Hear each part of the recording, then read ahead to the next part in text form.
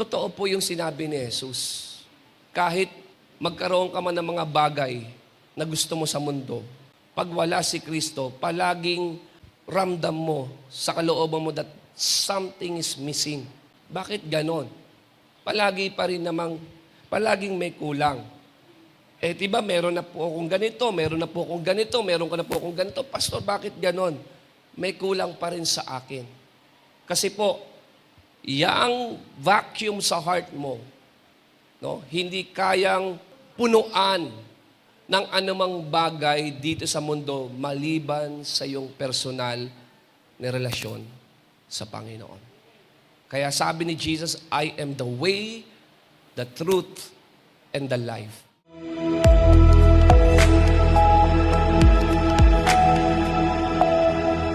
Good morning po sa lahat. Sabi sa katabi mo, magandang umaga. Sa kabila, sabi mo sa kanya, good morning. Yan. Sa likod, pakibati mo na rin. Idamay mo na rin yung nasa likod mo. Sabi mo sa kanya, good morning. Yan. Sa mga nasa likod po, meron pa po ditong upuan sa harap.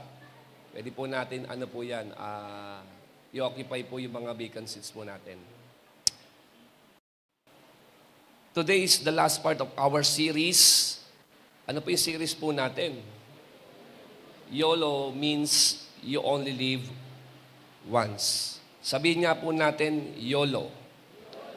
Ito na po yung ating last part this month of November. Sabihin natin last. Sa kabila, sabihin mo last. Yan.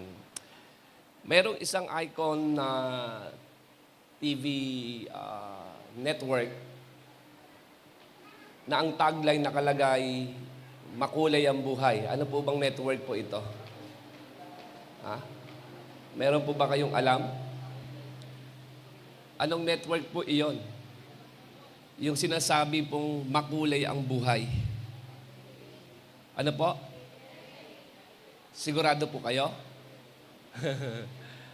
Yes. Yan po, sa amin po sa GMA, makulay daw ang buhay. Sino po na dito naniniwala ka na ang buhay ay sadyang makulay? Do you believe that? You know, life is not only defined by the idea that all things are good. Ang buhay po ay hindi umiikot sa mga magagandang bagay, magagandang pangyayari. Tama po ba doon? Sometimes you need to experience pain. Sometimes you need to experience challenges to make life more colorful. Amen po ba doon? Tingnan mo nga yung katabi mo, pakitanong mo sa kanya, colorful ba ang buhay mo? Sagutin mo, kung alam mo lang sobrang kulay. No? Sobrang kulay. Amen? Alam niyo po, maraming mga samot-saring pangyayari na pagdadaanan po ang tao habang siya po ay namamalagi sa mundong ito. Marami po tayong maiengkwentro iba't ibang sitwasyon na kailangan po nating kaharapin. Amen po ba doon? Andiyan po ba tayo? At sa paglalakbay natin sa buhay, sino po dito naniniwala na napakarami mong matututunan? Amen? Marami kang natutunan at matututunan sa mga pangyayari, especially doon sa mga inaalaw ng Diyos sa atin. Amin po ba doon? Kasi po, anumang mga nararanasan po natin, alam ng Diyos kung ano po ang ipufulfill noon sa buhay po natin. Kung paano po tayo babaguhin, kung paano po tayo pasusunurin sa Kanyang kalooban, alam po ng Panginoon po yon. Pero naniniwala po ako na ang buhay ay hindi lang ito usapin kung ano ang pinagdadaanan mo, kundi ito rin po ay usapin kung ano ang ipinaglalaban mo. Ano po ba ang ipinaglalaban mo sa buhay? Kung bakit sa bawat umaga gusto mong bumangon, ano ba meron sa buhay na meron ka ngayon? Pakitignan mo nga yung katabi mo, tanungin mo siya, ano ba meron sa'yo?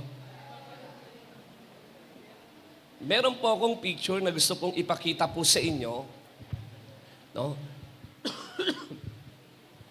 Pwede po bang pakilabas muna yung rock, yung jar?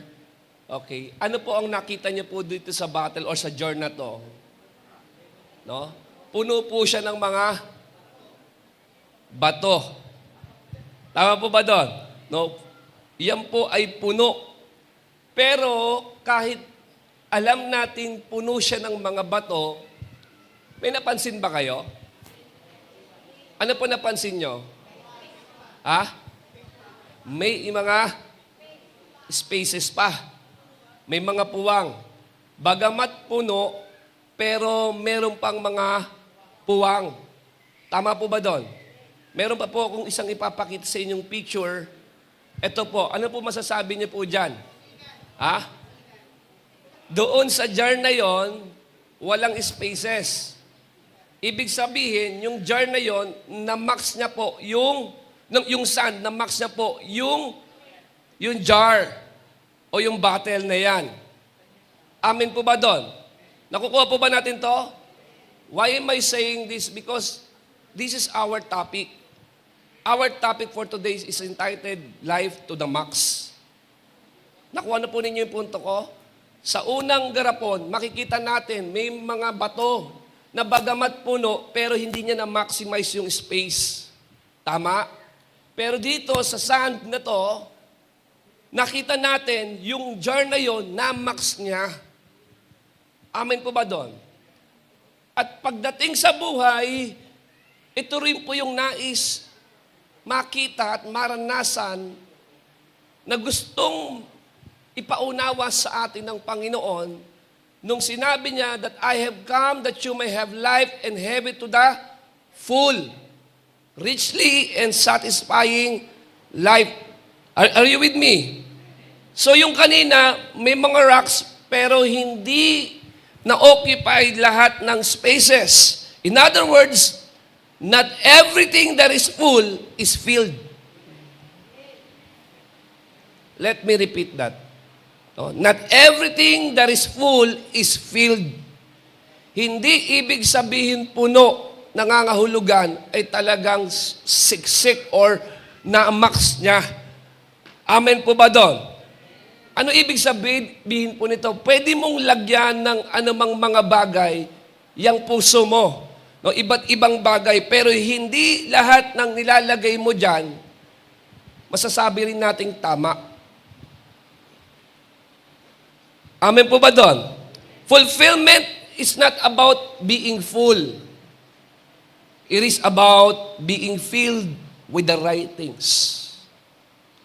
That is life to the max. Amen po ba doon?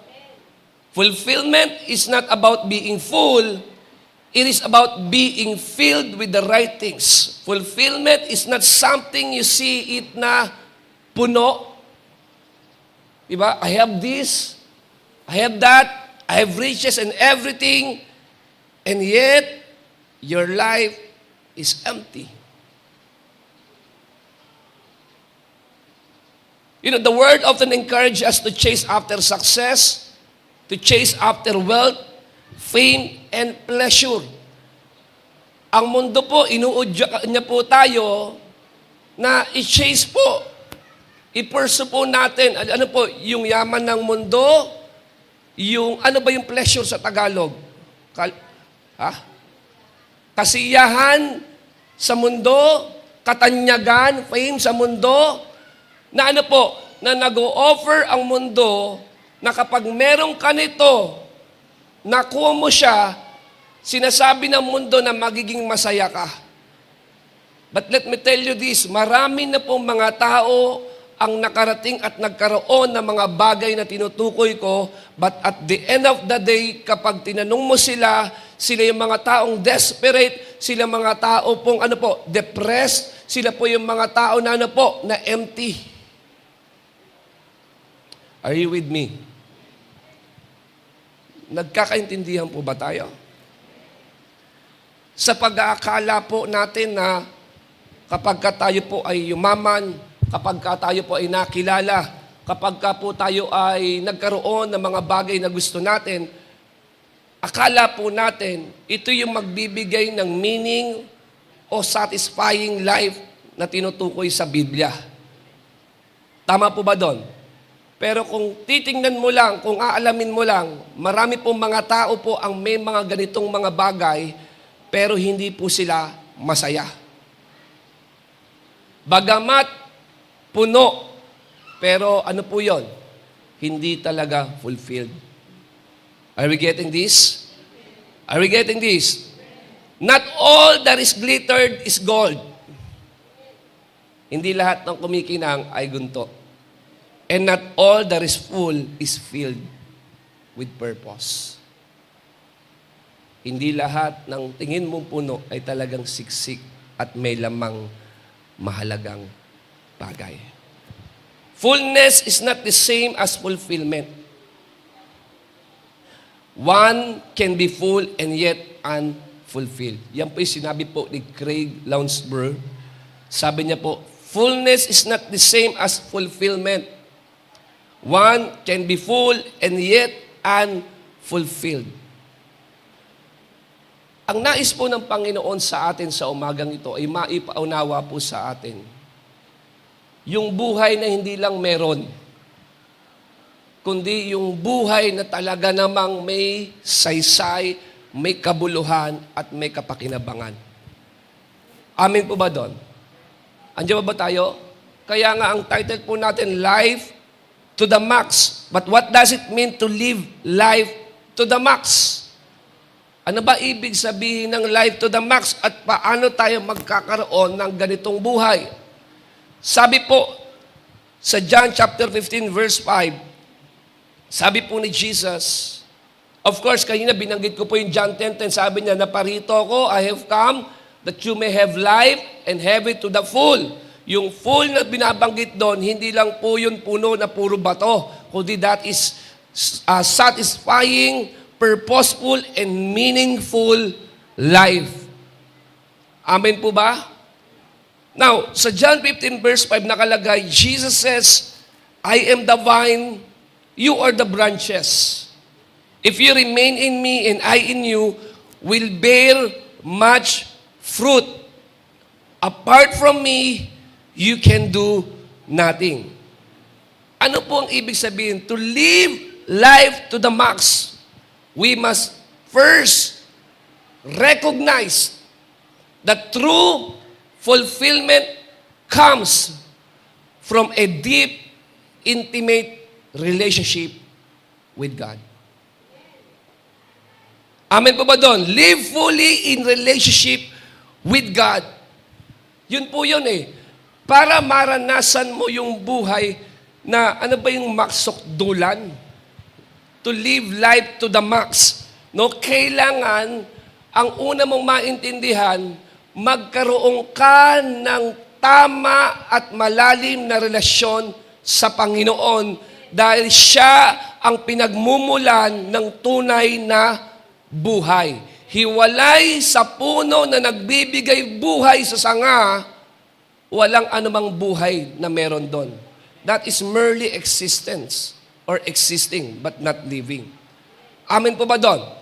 Yung puno, sabi ni Jesus, I am the vine and you are the branches. Pinatunayan lang po dito na ang buhay ay nandoon mismo sa puno. At si Jesus daw po yung puno. Binanggit niya rin po dito na ang mga sanga ay tayo. Amen. At binanggit niya rin po dito na if you remain in me and I in you, ito po yung promise, you will bear much fruit. Because apart from me, you can do nothing. Kaya pala kahit anong pagpupursige na gawin mo, o kahit may mga bagay ka na nakamit mo, pakiramdam mo, palagi pa rin merong kulang. Tama po ba doon?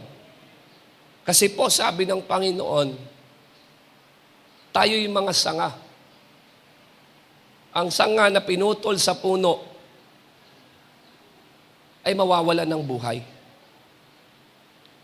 Kahit sabihin pa natin yung sanga na yon, luntian ng dahon, puno ng mga bunga, pero once na pinutol mo yan sa puno, habang tumatagal, makikita mo sa kanya hindi siya nagpo-flourish.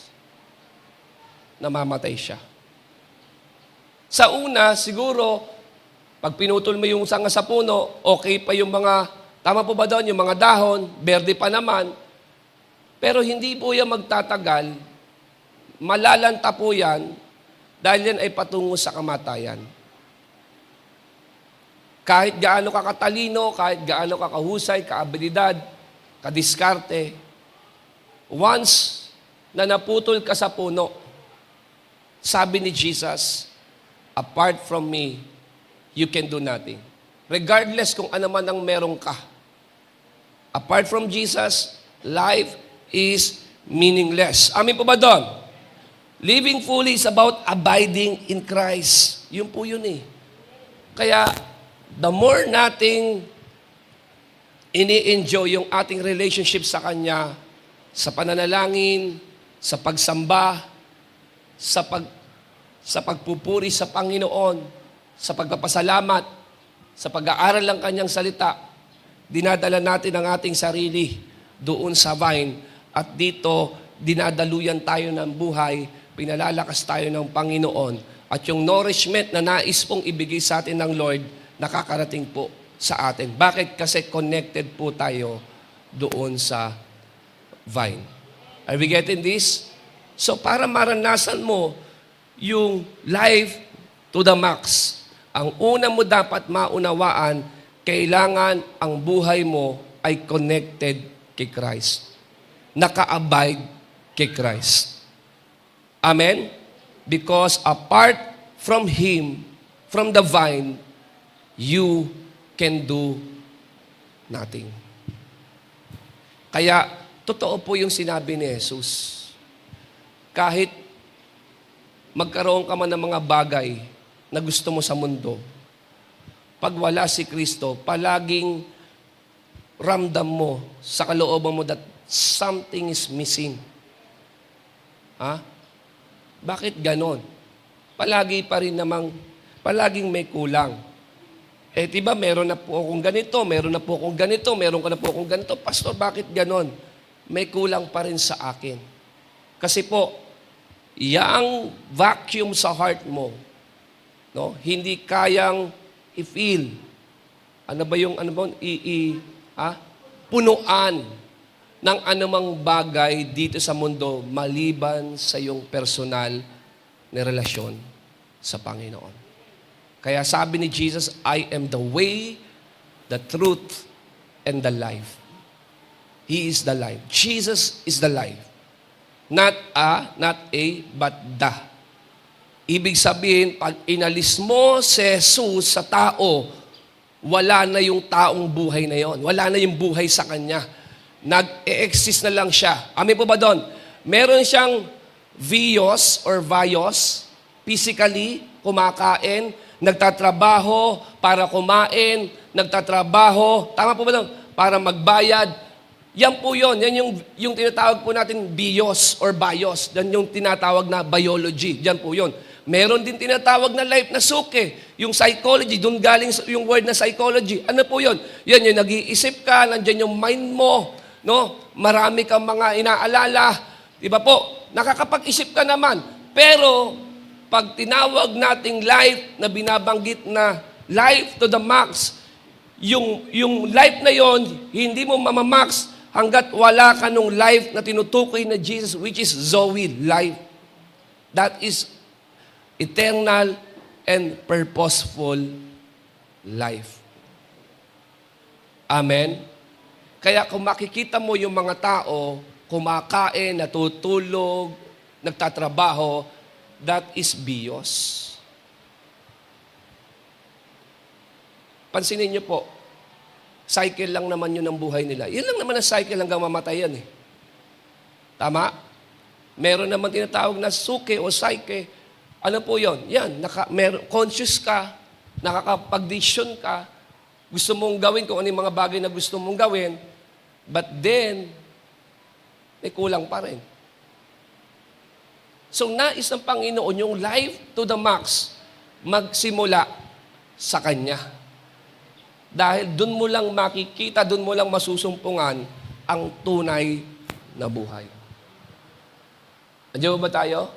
Kasi po, kahit po ikaw ay nagsisimba linggo-linggo, kahit pumupunta ka sa gawain palagi, hanggat hindi totoo si Jesus sa buhay mo, palagi ka pa rin makakaramdam ng kulang.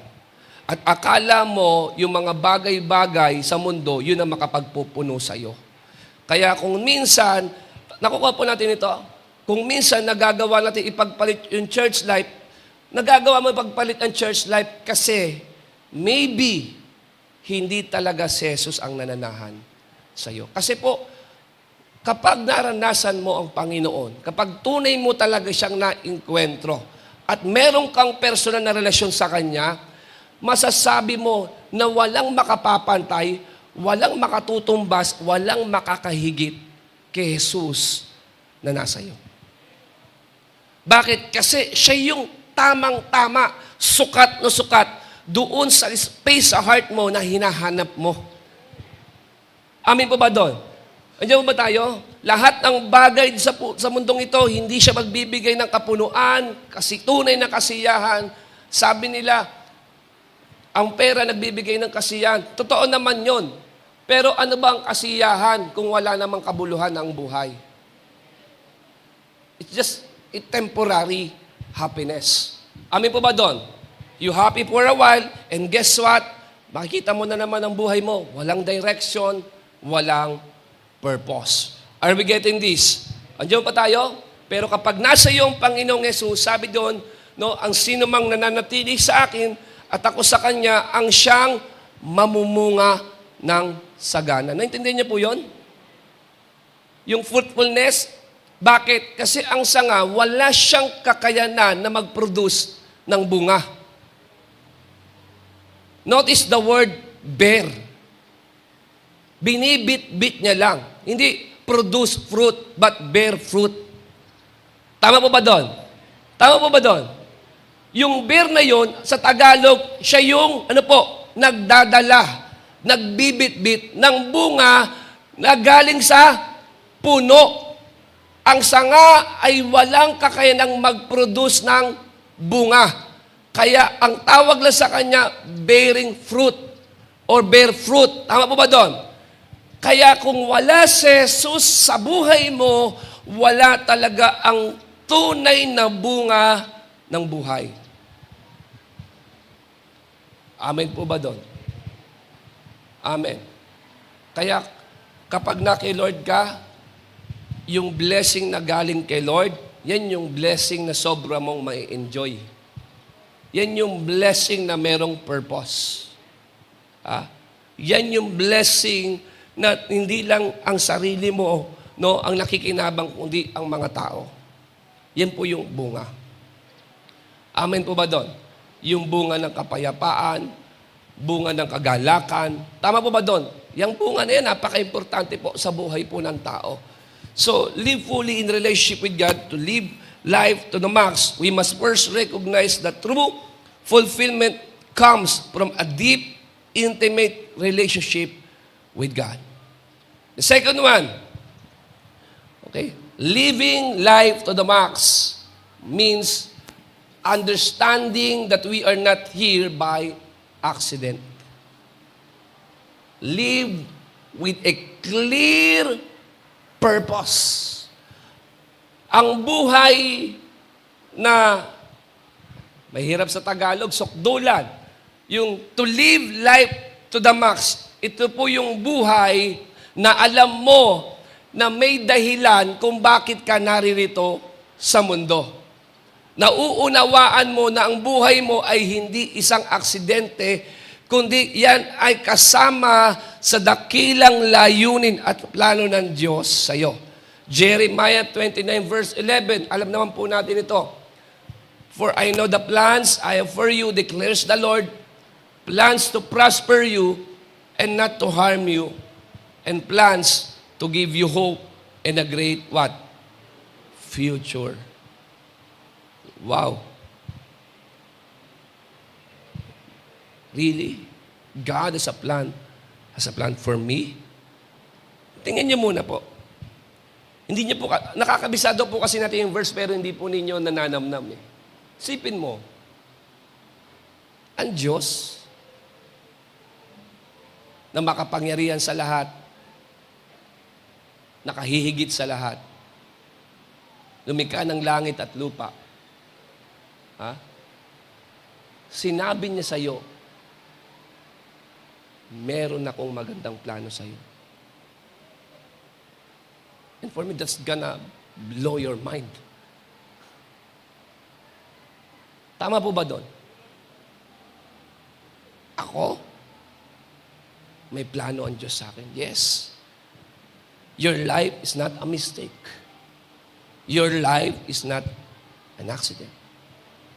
Kahit gaano pa kamiserable ang mga nangyari sa iyo sa nakaraan, hindi nun mababago ang katotohanan na ang Diyos ay merong magandang plano sa buhay mo.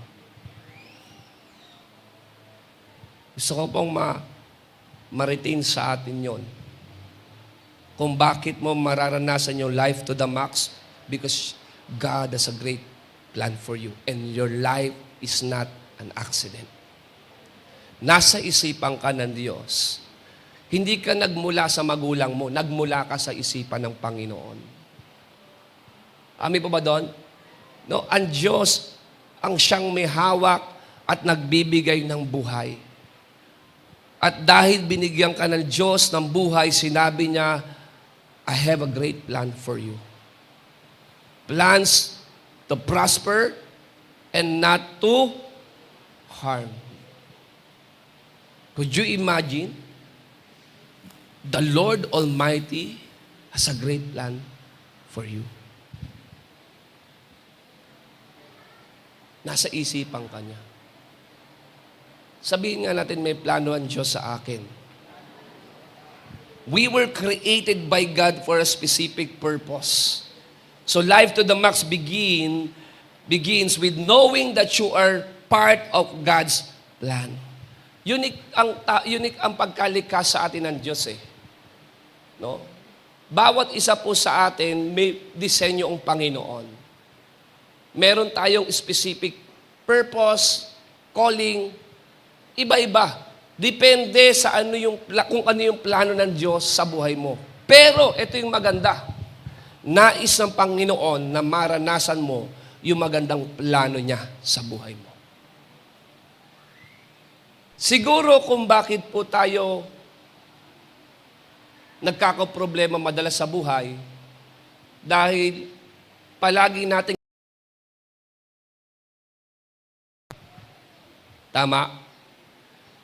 At minsan yung plano mo, ini-spiritualize mo, ikaw yung mauuna, ikaw yung magpaplano, tapos pupunta ka kay Lord, sabihin mo, Lord, i-bless mo nga itong plano na to. Which hindi po yung ganun ang approach. Kung nalaman mo na merong plano ang Diyos, dapat ang panalangin mo, Lord, let your will be done. Yung plano po ninyo, yung mangyari po sa akin, yun po yung malakaran ko. Kasi kung yung plano ko, Lord, ay hindi naman nagtutugma, umaayon sa kalooban mo, Lord, wag mong i-grant, wag mong i-bless yung plan ko. Ang akin lang, yung plano at kalooban mo ang mangyari sa akin. Amen po ba doon?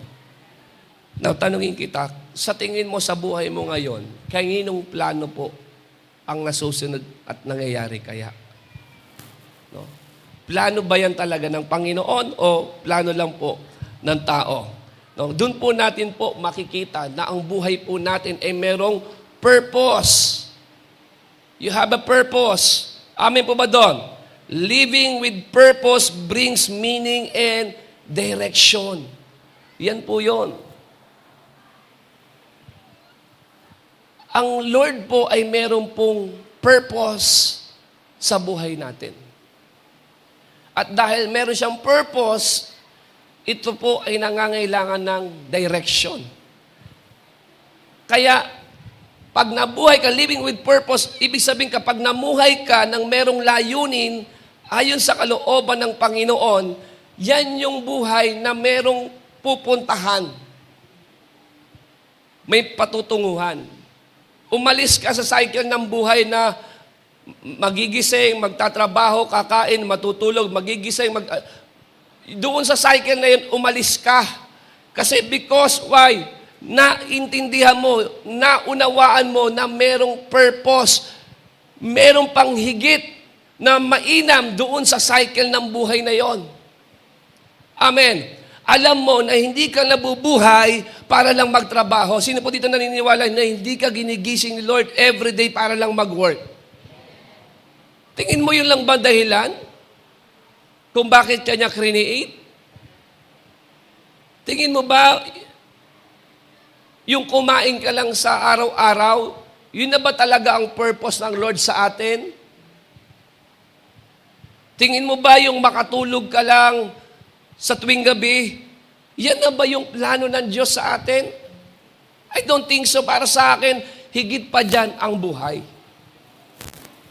Kaya kung nararanasan mo yung cycle ng buhay, ikaw yung tao na bagamat nag-church ka, pero nandun ka pa rin sa gumigising, nagtatrabaho, kumakain, matutulog. Gumigising, nagtatrabaho, kumakain, natutulog. Cycle po yun. At kapag dun lang napupunta ang lahat ng oras mo, hindi yan ang life to the max.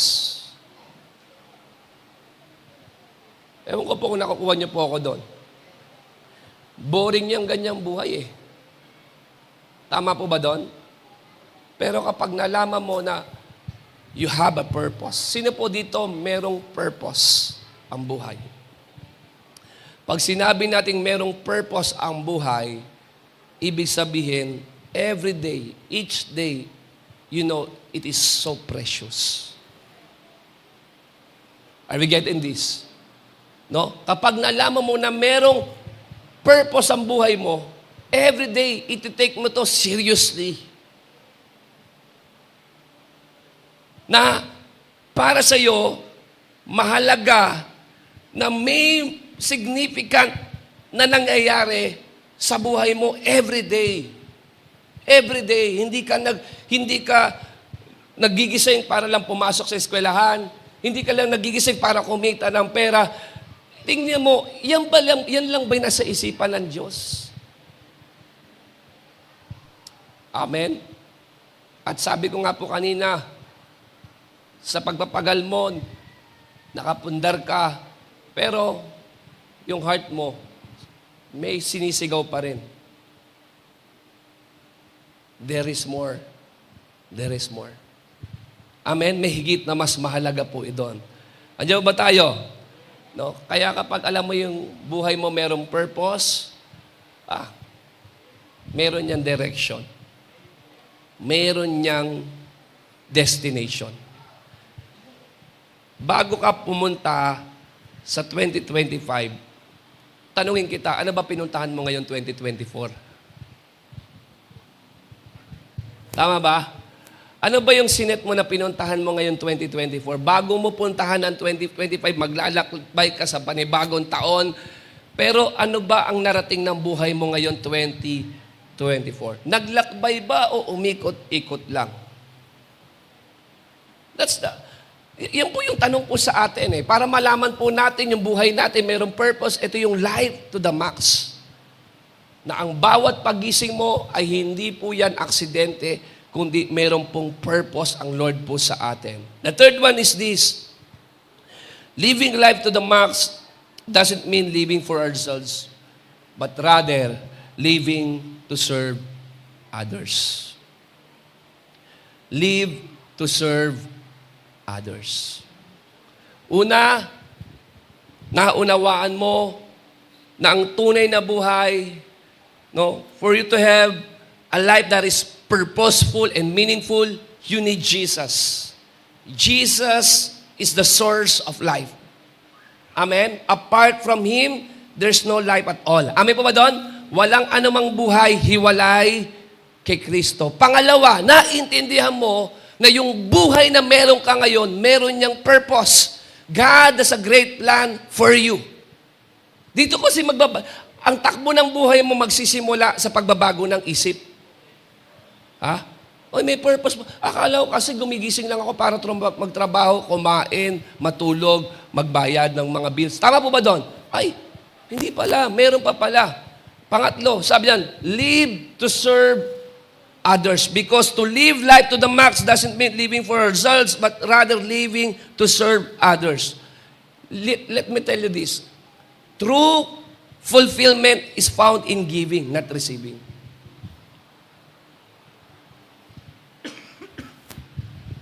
Ang ibig ko pong sabihin,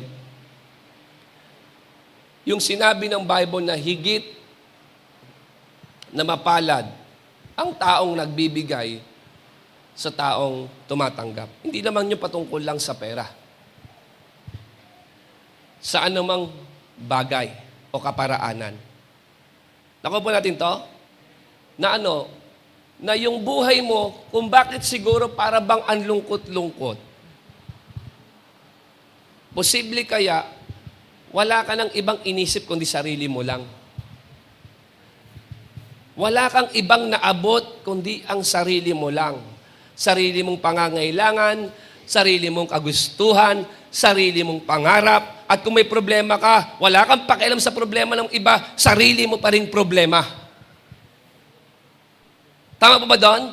Nakukonsume ka lang ng iyong sarili. No, kaya yung buhay mo hindi mo makita yung beauty ng life kasi nga limited lang eh. Yung mata mo nakikita lang sarili lang eh. Sino po dito minsan sa buhay mo naranasan mo na meron kang tinulungan tao pero grabe yung sarap sa kalooban? Meron po ba? No? Naaalala niyo po ba yung pangyayari na meron kang tinulungang isang tao at matapos mo siyang tinulungan, bagamat ikaw yung nawalan o ikaw yung nagbigay, pero yung naramdaman mong kasiyahan, kagalakan, talagang di mo mapaliwanag. Amen po ba doon? Kapag ka ikaw yung tumutulong sa bahay, ewan ko po no? Pero sabi ng Lord, mapalad yung taong nagbibigay kaysa tumatanggap. Kapag ikaw ay ginagamit ng Panginoon para mag-provide, mapalad ka. Amen? Nakukuha po natin to kasi sa pagpaprovide mo, nakikita mo na bukas ang langit yung provision ni Lord, pinararaan niya sa'yo. Tama po ba doon? Tama po ba doon? Ikaw yung ginagawa ng Diyos na daluyan para, ma-meet yung pangangailangan ng iba, mapagpala ang iba. Tama po ba? Yun po yung napaka-importante natin maintindihan. Sagutin mo yung tanong, ano ang gusto mo? Tinutulungan o tumutulong? Huwag mong kontrahin yung principle na yun. Pag sinagot mo na okay sa akin yung tumutulong. So make sure kapag okay sa yung tumutulong, meron kang joy kapag ginagawa mo yon. Amen po ba doon? Kasi po, ang pinakamasakit, yung palagi na lang ikaw yung tinutulungan. Yung bang kahit gusto mo tumulong, kaya lang walang kapasidad. Amen po ba doon? Pero ikaw, inisip mo ba na masakit kasi ikaw yung napapagod at some point, tama? Pero could you imagine, ikaw rin yung ginagamit ni Lord to bless your family? To bless your church mates. Andiyan ba tayo? Parang wala na pong tao po rito na wala po. Pag-usapan ba natin yung pagtulong sa kapwa? O sa mga nangangailangan? Ano po ibig sabihin nito? Sabi po ni Jesus in Mark chapter 10 verse 45, He says, "For even the Son of Man did not come to be served, but to serve, and to give His life as a ransom for many." Ano pong ibig sabihin po niyan? Naparito ang Panginoon. Ang primarily purpose, of course, siyempre yung mamatay. Pero sinabi niya rin yung dahilan kung bakit din siya naparito. Yun ay para maglingkod. Maglingkod. Sino po dito naniniwala ka na alam mo kahit 33 years old lang si Jesus na malagi sa kanyang pagkakatawan tao sa mundong ito, na-max niya ang buhay niya? At makikita mo doon sa kanyang pagmiministero, tumakbo to sa paglilingkod sa tao.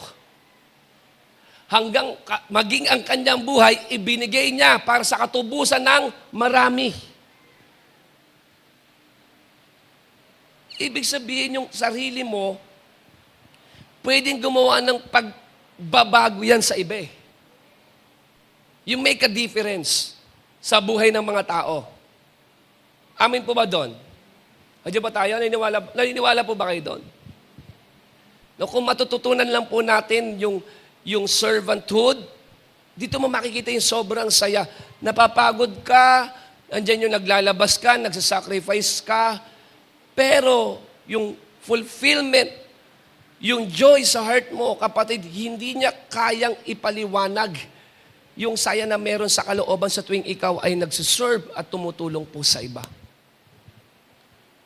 Amen po ba doon? Andiyan ba tayo? Tingnan mo po. Sa simpleng pagkakamay mo, marami po ang naset yung mood nung pumapasok po rito. Sa pagtugtog mo, pagkanta mo, na-share mo ang mga tao para makakonect sila sa Panginoon. Tama po ba doon? Sa pag-share ko ng word, maybe some of you gusto nang sumuko, gusto na magpakamatay, o pagod ka na sa paikot-ikot na buhay, and guess what? Makakarinig ka ng mensahe ng Panginoon, mababago yung isip mo, at the end of the day, magpapasalamat ka, Lord, salamat. Na yung buhay mo, isipin mo na merong impact yan para sa marami. Amen po ba doon? Sa pag-minister mo, sa pag-serve mo, ikaw ang tunay na masaya. Kasi dyan yung ramdam mo yung pagod, pero puno ng kagalakan. Meron pa po ba dito ang tao? Andiyan ba tayo? To serve others. Let me share this to you, no? Ano kaya ang buhay ng isang Kristiyano yung paatin-atin lang? Bigyan niyo po ito, Real talking ko po kayo. Upo ka, makinig ka, uwi ka, upo ka, uwi ka, makinig ka, buhay mo ulit, paikot-ikot. Boring eh. Paka-boring. Hindi totoo yun. Ang boring noon yung parang, upo ka, tas uwi ka uli, upo ka, uwi ka. Subukan mo mag-serve. Ang dami mo matututunan. Subukan mo mag-serve. Makikita mo kung paano ka baguhin ng Panginoon gamit ang mga tao. Subukan mo mag-serve. Makikita mo na may saysay pala ang buhay ko. Pwede pala akong maging pagpapala sa iba.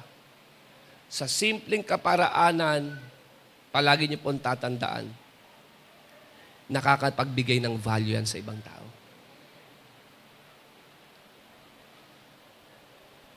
Isipin mo lang po yun. No? Bilang isang Kristiyano, yung Panginoon mo naglingkod, tapos makikita mo yung sarili, bakit parang ganito lang ang buhay ko? Boring-boring, hatin lang ako, tapos uwi na ako. Kasi nga, hindi mo mamamaks ang buhay kapag ganyan lang. Kapag passive ang Christianity natin. Amin po ba doon? Kailangan matutunan po natin na maglingkod. Ang dami pong magagandang karanasan sa pagsiserve po. Yes. Yes. Even si John, son of thunder, na bago siya nung time na na-witness siya na mag-serve si Jesus sa mga tao. Son of thunder po siya eh. No? Ano po siya? Wala siyang habag sa mga tao. Kapag na-bad trip si John, gusto niya kagad magpaulan ng apoy. Si Jesus nakita niya, very compassionate. Talagang napagmahal si Jesus. No? Nakita niyo si Jesus kung magbigay ng chances after chances. Nakuha po natin to. No? Sinasaktan si Jesus, tapos narinig ni John na pinapatawad ni Jesus yung mga taong na nakasakit sa kanya. Sa paglilingkod ni Jesus, na witness yun ni John, at doon siya nabago. Amen po ba doon? Alam niyo po, kung sinasabi po ninyo na saka na ako magsiserve kapag ka okay na ang lahat, hindi na po yung mangyayari. It's a myth. Kasi wala ni isa sa atin dito ang walang pinagdadaanan. Wala ni isa sa atin dito ang walang issue. Are we getting this? Ang lies ng kaaway ay ito. Ayusin mo muna sarili mo bago mo ayusin ang iba. Tama? Alam niyo po, kahit pagdating pa ng Panginoon, hindi mo maayos ang sarili mo. Pero, habang minimit mo yung need ng iba, sinisigurado ng Panginoon, yung need mo, siya naman ang nag-meet sa'yo. Ang pinaka-challenging at para sa akin, ito po yung ibang karanasan sa paglilingkod.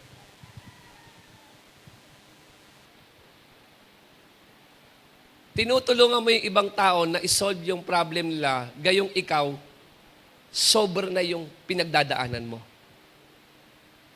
Tama po ba doon? Nagsiserve ka while you are bleeding. But at the end, nakikita mo, palagi pa rin meron joy sa heart mo. Sino po dito yung minsan naranasan mo na kapag nanalangin ka, ang sarap manalangin kasi alam mo, nagawa mo yung pinagagawa ng Panginoon. Amen po ba doon? So serving others allows us to experience the joy of making a difference in the lives of others. Kasi po si Satan, yan pong gustong atakihin po sa atin. Gusto ni Satan na i-abandon mo yung assignment mo. Gusto ni Satan na huminto ka sa paglilingkod mo. Gusto ni Satan na yung masayang yung giftings mo. Gusto ni Satan mapakinabangan ka ng mundo pero hindi ka mapakinabangan ng Panginoon. Pero alam mo, sa paglilingkod sa Lord at sa paglilingkod po sa mga anak ng Diyos, palagi po nating sinasabi, walang anumang pagod o sakripisyo ang sayang. Amen? So, una, alam mo na kailangan mo si Jesus to live life to the max. Pangalawa, alam mo that God has a great plan for you. Now, for you to live life to the max. Pangatlo, serve others. Pang-apat, matatapos na po ko. Live with joy and gratitude. In Philippians chapter 4, verse 4 to 7, it says, rejoice in the Lord always. I will say it again. Rejoice. Let your gentleness be evident to all. The Lord is near. Do not be anxious about anything, but in every situation, by prayer and petition, with thanksgiving, present your requests to God. And the peace of God, which transcends all understanding, will guard your hearts and your minds in Christ Jesus. Living life to the max is also about living with a heart full of joy and gratitude. Gratitude. Joy, church, yan po yung binibigay po sa atin ng Panginoon. Amin po ba doon? Hindi lang siya basta happiness, na masaya ka dahil magaganda yung nangyari, kundi kahit ano yung kalagayan ng sitwasyon mo, meron ka pa rin itong joy. Kapag ang heart mo ay grateful at gratitude ka, alam niyo po ba yon? Mas lalo mong nai-enjoy ang buhay, na mamax ang buhay. Bakit? Kasi mas nakafocus ka sa mga bagay na ibinibigay sa'yo ng Diyos kesa mga bagay na wala ka. Hindi ka talaga magiging masaya kung lagi mo tinitingnan yung mga bagay na wala ka. Hindi ka magiging masaya kung palagi mo lang ikukumpara yung buhay mo sa buhay ng iba. Hindi ka magiging masaya kapag ang lagi mo tinitingnan yung mga kulang sa'yo. Hindi mo makikita yung beauty ng life dyan. Pero once na natutunan mo na magpasalamat sa Panginoon, sa mga biyayang natatanggap mo sa Kanya, sa mga pagpapalang ibinibigay niya sa iyo, kapatid, imagine mo yung buhay mo, di ba? Mula sa kalooban, ang gaang. Ang gaang. Sa halip na maging bitter ka, mas lalo kang nagiging better. Mas nagiging better ka. Bakit? Kasi, iba pa rin yung buhay na mapagpasalamat eh. Yung buhay na kumikilala ng kabutihan ng Panginoon. Yan na po kasi yung ano natin eh, na nilegleg po natin mga Kristiyano. Puno tayo sa panalangin ng mga bagay na hinihingi. Pero, mabilis lang natin, paspasan lang natin dinaanin yung pagpapasalamat natin sa Panginoon. O minsan nga, hindi na natin nagagawa magpasalamat eh. Puno na lang yung panalangin natin ng mga paghingi. Kasi alam natin, marami tayong kailangan, maraming kulang na dapat matugunan. Tama? Pero kung alam mo lang, napakaraming bagay na nabinigay sa iyo ng Panginoon. Hindi to paramihan na kung ano meron tayo sa buhay. Kundi yung na-enjoy mo yung mga bagay na meron ka. Yung mga bagay na ibinibigay sa iyo ng Panginoon. And sometimes, or many times, oftentimes, natitaken for granted na natin eh. Tama? Natitaken for granted na natin yung mga blessings, yung goodness ng Lord sa atin. Yung goodness. I pray na magkaroon po tayo ng puso na marunong magpasalamat po sa Panginoon. Puso na, when say gratitude, sa Tagalog kasi mabigat eh, yung utang na loob. Tama? Mapalad po tayo. Sino po dito may bahay ka? Kahit apartment, may tinutulugan ka. Sino po dito nakakakain ka? Sino po dito malakas kang nakarating dito? Yan lang eh. Ang yaman mo na dyan eh. Mayaman ka na dyan. Magkaiba man kayo ng ulam na maraming pera, at least pares pa rin naman kayong kumakain. Pares man kayo. Sino po dito naniniwala ka na may mga tao kahit tuyo lang yung ulam, masaya sila? Pero may mga tao ang mamahal na ng ulam, malungkot pa rin. Totoo. Yung mabusog ka, natuyo ulam mo, at mabusog ka, lechon ng ulam mo, pares pa rin yun. Yung ganang kumain, biyaya ng Diyos sa atin yon. Amin po ba doon? Tama po ba? Mas maganda na kahit galunggong ulam mo kaysa naman pinapakain ka gamit ang tubo. Totoo po yun. Pero bakit ganon? Pag lumalapit sa Panginoon, puno pa rin po tayo ng mga paghingi. Kasi nga, yun yan eh. Nagrereklamo tayo sa mga bagay na wala at kulang. Pero, palagi mo na-overlook yung goodness ng Lord, yung blessing ni Lord, na palagi niyang ibinibigay at pinararating sa atin. Gusto mo ma-max yung buhay, ma-enjoy yung buhay, huwag mo tingnan yung mga bagay na wala at kulang sa'yo. Tignan mo yung mga bagay na binigay sa iyo ng Panginoon at yung mga bagay na meron ka ngayon. At kung alam mo lang kung gaano ka kapalad. Yes. Kung gaano ka kapalad. Nandiyan ba tayo?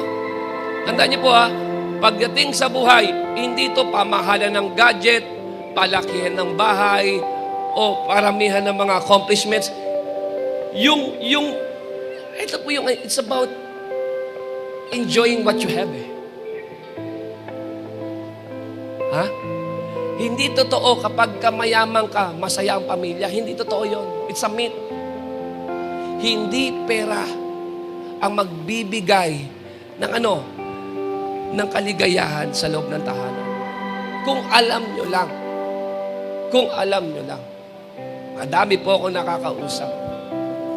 Na minsan iniisip nila, nung wala kami, magkakasama kami, nagkaroon kami, nagkanya-kanya kami. Getting this? Hindi ang accomplishment mo, kapatid, ang magbibigay sa iyo ng fulfillment. Hindi yan. Kung nasaan ka ngayon at alam mo na mayroong direction, may purpose, may plan si Lord dyan, yan yung hayaan mo. Yan yung i-workout mo. Lord, let your will be done. Let your will be done. Let your will be done. Thank you for your goodness, for your faithfulness.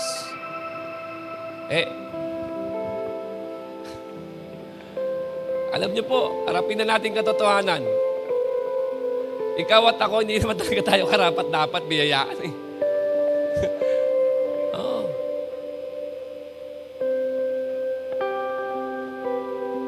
Totoo. Talaga mabuti lang talaga ang Diyos.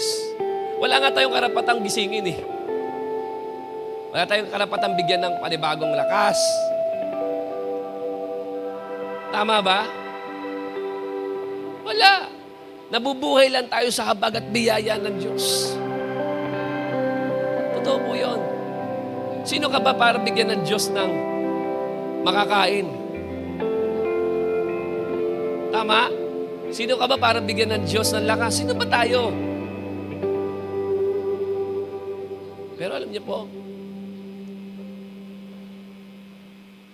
yung ma-recognize natin yung goodness ng Lord, yung faithfulness ng Lord,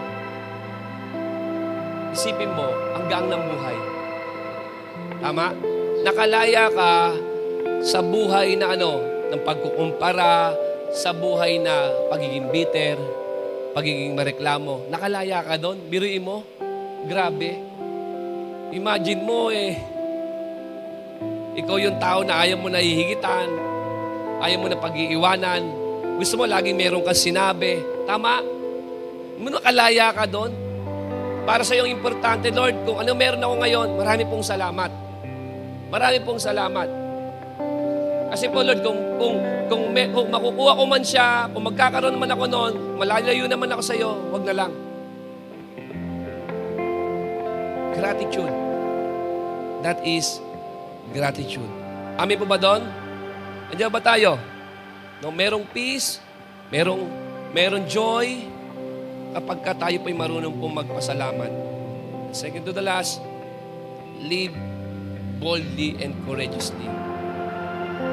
Live boldly and courageously. 2 Timothy, verse 1-7, For the Spirit God gave us does not make us timid or fear, but give us power, love, and self-discipline.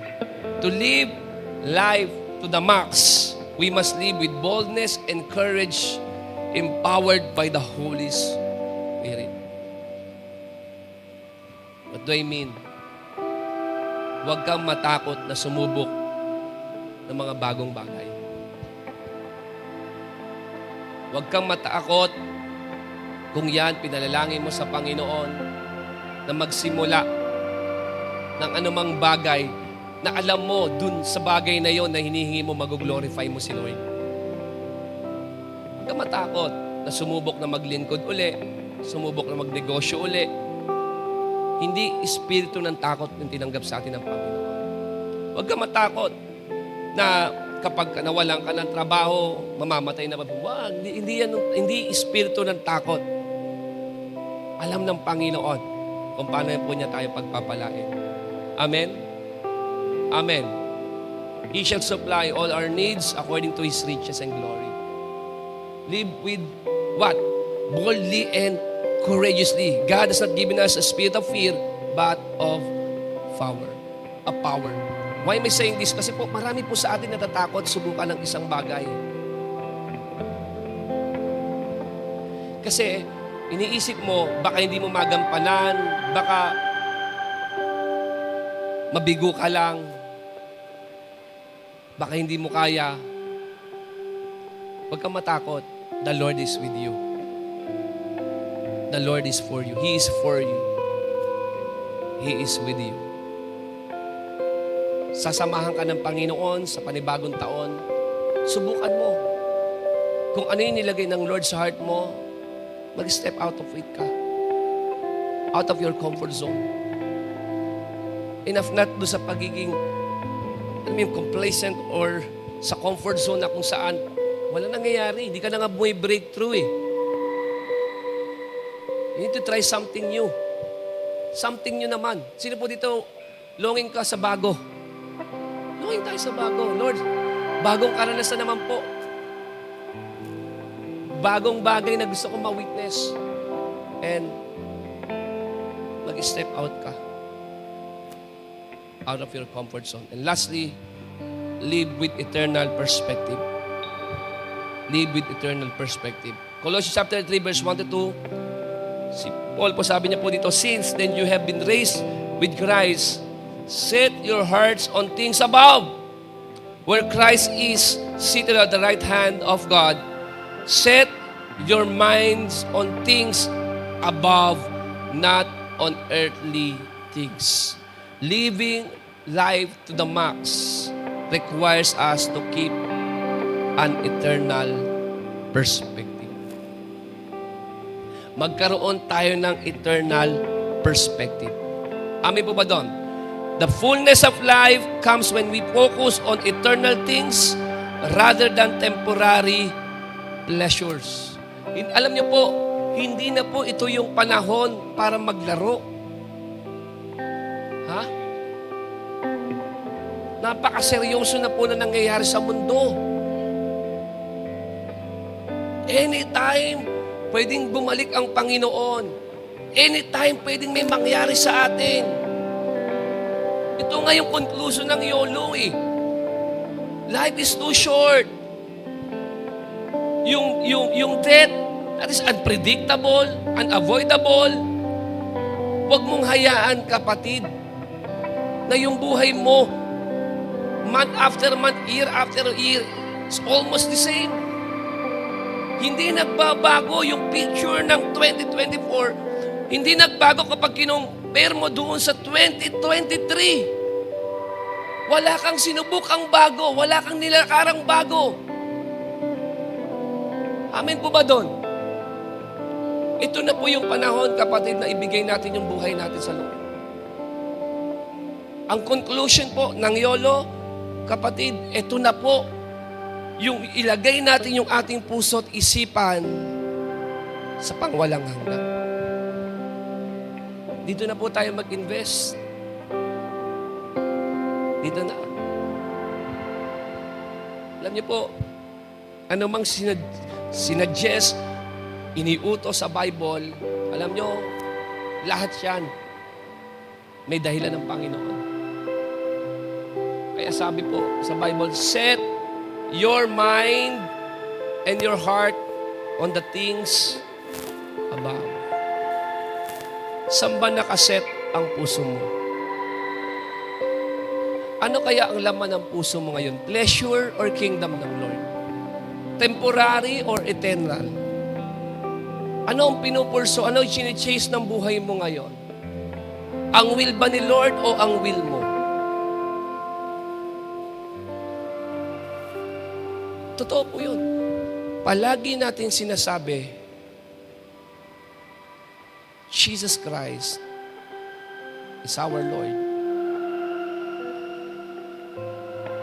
Pero harapin mo na yung katotohanan.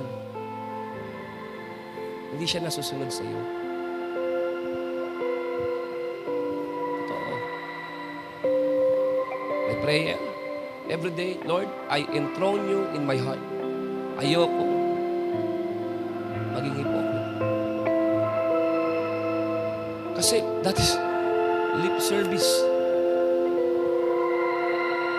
Kung si Lord ang totoong Panginoon sa buhay mo at siya ang nakaluklok sa trono ng puso mo, malayo pagdadalan sa'yo ng Lord. Ang ebidensya niyan, obedience. Obedience. Paggamit mo na. Paggamit mo na. Yung kakayanan mo, yung lakas mo, resources mo na meron ka, paggamit mo na. Amen?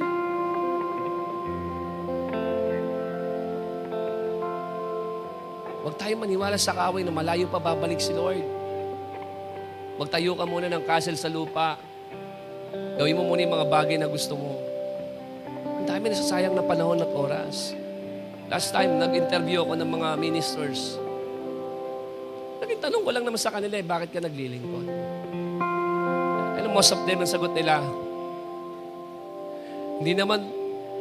hindi naman paurong ang buhay, pastor eh. Tumitigas na rin yung mga katawan natin. Tumatanda na tayo. Yung bang, in a sense na ayokong pumunta sa punto na may regret ako. Gusto ko habang binibigyan pa ako ng Diyos ng pagkakataon, magamit niya yung buhay ko. Sasamantalahin ko. Sasamantalahin ko yung lakas ko, yung kakayanan ko, maibigay ko sa Kanya. Kasi bakit? Yun talaga ang halaga ng buhay. Yung maset mo, yung heart mo, yung mind mo sa pangwalang hanggan. Ang dami mo nang nagawa eh. Pero umupo ka ba? Tinanong mo ba sa sarili mo? Yung pinagagawa ba sa'yo ng Panginoon, yung ba nagawa mo?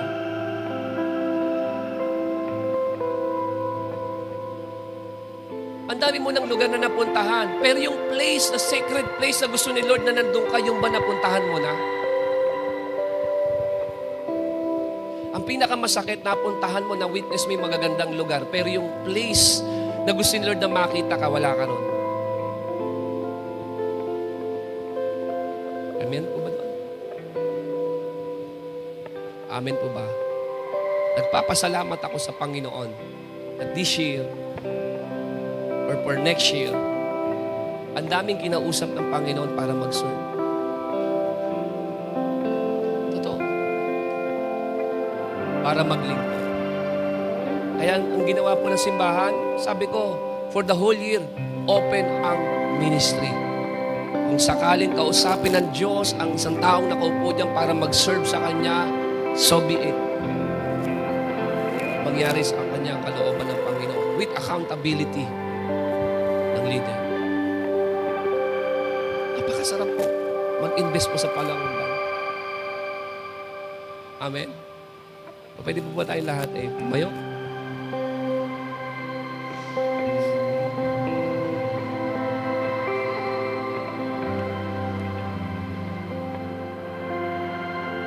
To live life to the max.